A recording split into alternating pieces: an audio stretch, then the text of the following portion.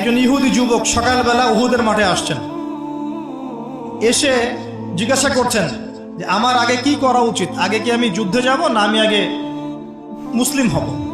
সাহাবীরা তাকে বললেন আগে কালিমা শাহাদাত পড়, তারপরে উহুদের মাঠে আসো।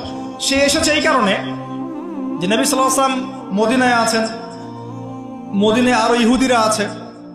ইহুদিরাই আগে বলতো শেষ জামান একজন নবী আসবেন যার নাম হবে আহমদ, সব মিলে গেছে, তারপরেও তারা গ্রহণ করছে না। কিন্তু এই ছেলে সত্য চিনতে পেরেছে, সে চলে আসছে সত্যের কাছে, এসে ইসলাম কবুল করে যুদ্ধ করলো, শহীদ হয়ে গেল। নবী সাল্লাল্লাহু আলাইহি ওয়াসাল্লাম দেখলেন তার লাশটা, দেখে বলছেন এই যুবক, এই ইহুদি যুবক এখানে কি করছে? সাহাবীরা বললেন সকালবেলা মুসলিম হয়েছে, যুদ্ধ করে শহীদ হয়ে গেছে ইয়া রাসূলুল্লাহ। নবীজি বললেন সাল্লাল্লাহু আলাইহি ওয়াসাল্লাম আমিলা কলিল উজরা কাসীর, সে অল্প আমল করলো কিন্তু বিশাল পুরস্কার পেয়ে গেল।